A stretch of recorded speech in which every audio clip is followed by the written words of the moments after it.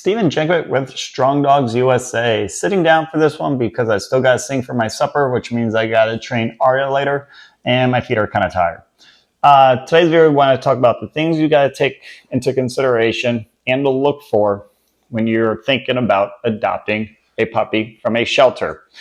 Tell you the quick story, how we got here, how this video was inspired, was for privacy's sakes, on Sunday, went with someone to the SPCA here locally. They were interested in getting a second dog. They have a dog currently. It's a 5 going on 6-year-old female, and just like any dog lover who's had a dog for so long, eventually second one wants to creep in, and sure enough, that's what they did. So that's basically the gist of everything that was going on. So a few things to consider first when you're thinking about getting a dog, and especially about adopting a dog. And I'm going to go through the process of what it was like, or the process that is still ongoing. Things we did right, things we did well, things we could have done better, things we got wrong. So this way, as always, if you watch this channel long enough, you know I do a lot of stupid shit. So anytime I can follow my sword for your guys' betterment, I am going to. And this is one of those. So going into it, first things you got to consider when adopting a dog, or even just getting a dog, is one, do you have a dog? Number two, if you don't, what kind of dog are you looking for? For instance, are you looking for a big dog, small dog, breed? And what kind of activities or things you're looking for in that dog? Like high energy, or something more singular and docile, more of a couch potato? If you have a dog, how are they with other dogs? How long have they been with you? Are they male or female? And depending on the age of the dog that you're looking to adopt, are they going to be younger or older? Because traditionally, whatever you have, you kind of want to lean towards the opposite. So if you have a female, traditionally you want to get a male, and vice versa. Now, however, there are a few exceptions, because not every rule is set in stone. They're just very good suggestions, but there's always exceptions. So for instance, the age factor kind of canceled each other out, meaning the dog that this person is looking for is going to be older. So the dog we're looking at is another female, but because of the age bracket, it kind of cancels out. Both of them will be spaded and neutered and everything like that. So there's also that going on for us as well. Secondly, how are they with other dogs? Yes, but what are their temperaments like? Is, again, that your current dog more of a couch potato, or are they are they more of a dog that is amped up and likes to go out for a lot of walks, likes a lot of activity? How will they be with a dog that says they are like that? So these are all questions you're going to have to try and navigate towards when you're making your decisions. What kind of dog, and your experience with dogs before? When you go to the SPCA, which again, shout out to the one I have here locally. They are not a kill shelter, but they do a great job of updating their current roster online. So when you're going through, you can definitely see there are a lot of pit bulls, there are huskies, there are German shepherds. This one that we are looking at, go ahead and get to it right now, is a German shepherd. I want to especially clarify that we're not actually looking for a German shepherd. The German shepherd just happened to be there. The breed type was never really on the forefront. It was more about age and temperament. Now, the fact that owner did have German Shepherd experience, even better. This particular German Shepherd, even though it's like a German Shepherd, it's really not a German Shepherd, because kind of like Ace, it was very docile and almost like a old spirit, an old soul. So they did not have the traditional characteristics of high drive, bite, ferociousness. Now, granted, I haven't seen the dog out in the city or at home, so there could be a litany of issues. We just don't know. So depending on how social the dog is or how exposed the dog has been, there are a lot of question marks. But so far from what we've seen from the dog, it was like German Shepherd light, if that makes sense. So for instance, if you're a first-time dog owner, You typically don't get a German Shepherd, and they even ask people, I even heard them ask, because everyone sees it. It is a beautiful dog. Looks like temperament. We'll get into that a little bit more here in a second. Looks pretty solid. But they do ask, have you ever had experiences with a German Shepherd? If they say no, they kind of swayed you away from that dog, because being a German Shepherd, most people can't handle it their first time. Now that's always, there's an exception to the rule, and I get that. I was an exception to the rule. I never had dogs before until I had a German Shepherd. So even though the market is small, most people don't, and most people can't handle German Shepherds as their first dog. But luckily, the person I'm with, they have had German Shepherds in the past. So go in there, you're going to see a lot of dogs, but that is not the fair assessment of the dogs, especially when you start reading their charts. Okay, so I've been to this SPCA multiple times, I've talked to the staff multiple times, but if you've never been to a shelter, or never been to an SPCA or any other kind of dog shelter, let me fill you in a little bit.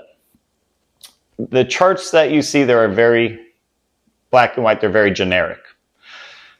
A lot of times when they have, what they call, why is the dog there, it was typically like a owner surrender, or the dog was given up, it was a stray, it was what do you call it, like almost like a repossession sort of thing. So again, I'm not sure about all the legalities of everything that goes on, and here some are black, white, strays, a stray. However, a lot of times with the people that are giving them up are because of where their living situation has changed. For instance, a lot of apartments here in Orlando have certain dog breeds on their not accepted clause. They have it, it's called the aggressive dog breed clause in apartments. And a lot of these dogs, if you look at their breeding or even the mix of their breeding, have the tendency to be those pits, those German Shepherds, Rottweilers, Dobermans, the usual suspects of dogs that most people find very aggressive. That does not mean they are aggressive. Okay, just people are assholes and they give them up. Next, you can also see some of their medical. Just because something is hard red stamped does not mean it's totally serious. This dog that we're looking at had a medical stamp on it, but upon more investigating, the dog just had an upper respiratory infection, but it should be cleaned up, and it probably will be. The dog wasn't coughing or showing any signs of it. Now, things like that can happen in a shelter because when dogs come in and out, kennel cough's a real thing. Dogs can just catch something and it goes around and it moves on. So there's that. Also, the descriptions on some of these documents.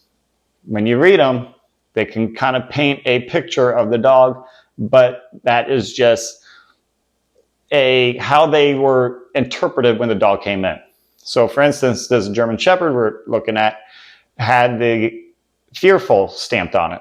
So meaning when that dog came in, it was fearful, it was shy, probably tail tucked between its legs, probably didn't want to go anywhere. Now the dog was surrendered by owners. So if you think about it in the dog's eyes, my world just got uplifted. My owner dropped me off in a strange place and left and has never come back. So what my day-to-day life used to be is no longer like that. So taking it in that perspective, I understand why the dog may be fearful. This is why when you're interested in a dog, you have to see that dog outside and not just doing the once over. For instance, when you look at some of these dogs' behavior, they may represent one thing because there's a lot of traffic going in between the walls with other dogs barking that could be growling, a lot of people going back and forth, people doing the oohs and ahs and pointing, little kids. So there's a lot going on. But to get a fair representation of the dog that you're interested in, see them outside in the play area. Now, when we took the German Shepherd out, that's where we got a better look at him. Here's where we did some great things. Here's where we did not do some great things. Because the trip was kind of spontaneous, it was like, hey, I want to adopt a dog. I just want to start feeling what it would be like to see some of the dogs out there that I may be interested in wanting to adopt as my second dog. Cool thing is, and you know, if you watch this channel, I've shouted out Robert Cabral a lot. He does a lot of phenomenal and heartwarming and uplifting things for dog shelters. He's on the forefront of it and like pushing for it because there are a lot of great dogs in these shelters that don't get the time of day.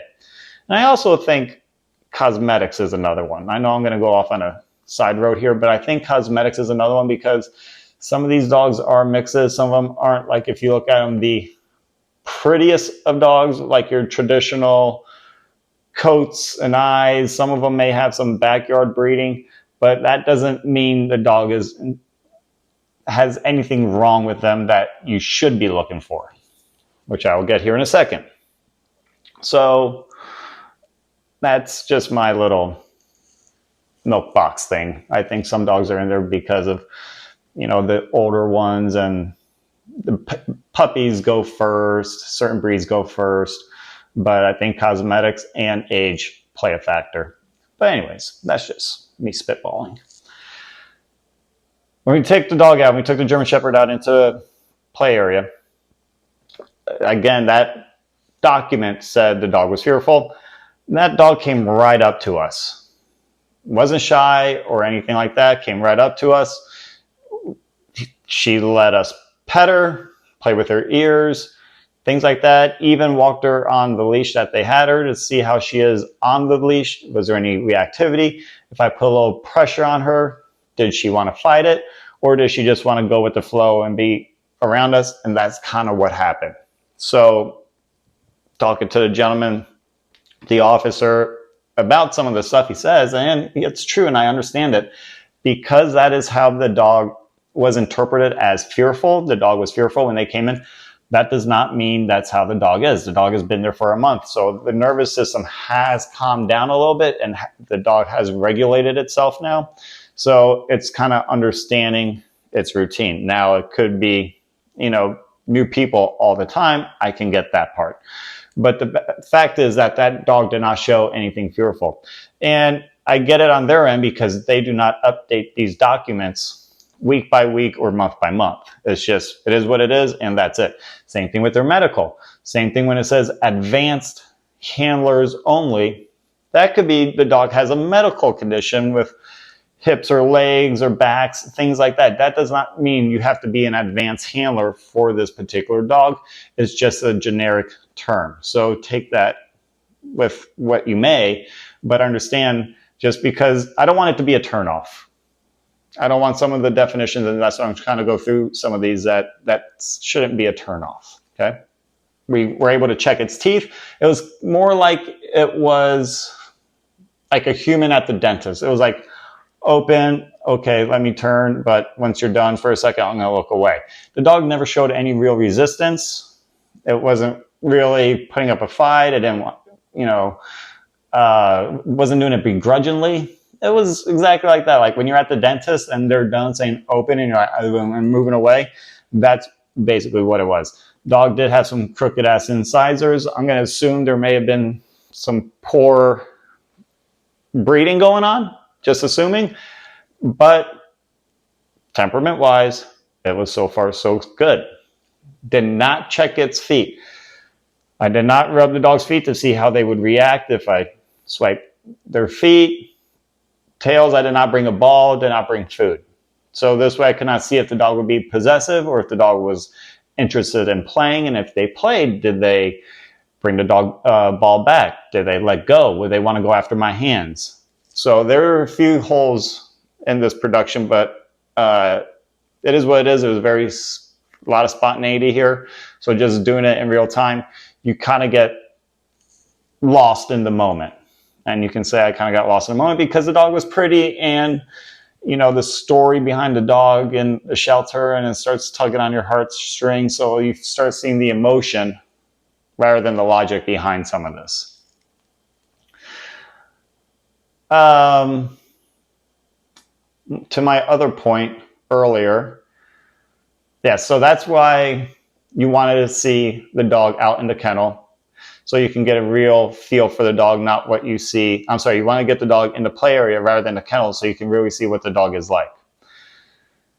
Now, I did ask the dumb question, because if you have another dog, you're going to be curious, how are they going to be with your other dog?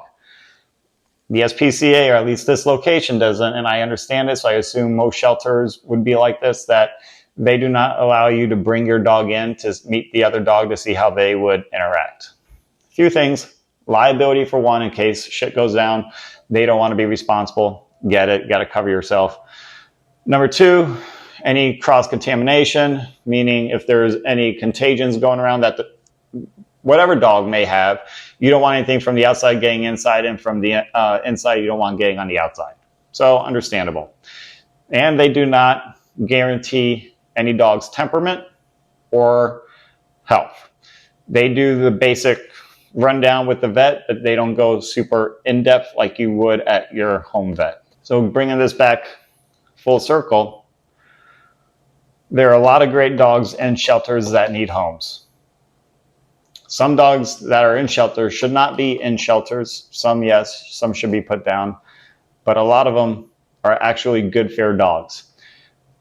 Another point to consider, I kind of touched on it earlier, was the cosmetics of the dog. Some things you're going to have to be flexible on. Like, are you going to be flexible? Like, okay, the dog is slightly old. It's got a few more years on them. You know, got some grays. Cosmetically, may not be the prettiest dogs that you'll see, you know, at any formal competition. But then again, beauty is in the eye of the beholder. The things you should be wanting to really consider is, what is the temperament of that dog? What do you want out of that dog?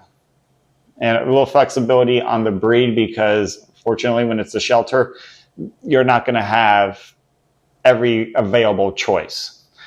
But your heart is in the right place when you do adopt a dog. And your dog, if you rescue a dog and you give that dog a great life, I guarantee you that dog will never leave your side. And before you do that, make sure this one does, so this one, what we might do, but I have a feeling that the dog will be kept, will be, they do have a sleepover program where you can keep the dog for about 2 weeks, see how they do, see how they would get along in your living situation, see how adaptable they are. 2 weeks is short because, again, the dog's nervous system may still be going haywire. They still may be nervous. They still may be unsure of what's going on because, say they've done this program before, they went to someone's house for a couple of weeks, saw this, think it's home, and then they're back to the way they were. So you do have to be patient with your dog. Now, the fun part will be the training of the dog, because just because the dog is older doesn't mean the dog can't learn new things. And anyway, the dog may have been trained before, but you get to now clean slate that and train the dog up yourself. Oh, this was the other point that I brought up about that German Shepherd. Sorry, I'm doing this off the fly, off the top of the dome. Was when the dog was brought back to the kennel, she was sharing a kennel. She is sharing a kennel with another dog. So when she got water, the other dog got water too, and there was no issues. So be curious when you see dogs that are sharing a kennel, see how they interact with each other. Do they sit close? Do they sit far? Do they look like they're side-eyeing each other? All this can just give you more information to see how the dog will be on the outside. So if your heart is in a good place and you're looking for a second dog, I would always preach and recommend going to your local animal shelter, because there's probably some good dogs that need rescuing, that need saving. But just take those bullet points into account. What are you looking for? What's your main objective with the other new dog? Age, sex. Are you flexible on breed? Are you flexible on age? More interested in something fast-paced or something more just laziness? And then once you kind of determine where you want to start aiming, you can also go online and filter all those in. But then go and play with the dog. They don't really rush you, so do better than what we did. Bring a ball, bring toys, bring food if they allow you to bring food in, just so you can get more vibe if they are food-driven, ball-driven, are they possessive, things like that. You just want to when you adopt a dog, I'm assuming once you adopt it, that is it. You are keeping it. So you just want to give yourself as much information to make the best decision. Okay, but if your heart is in the right place, you won't regret it. Just do your homework and change a dog's life. And I'll talk to you next time. Peace.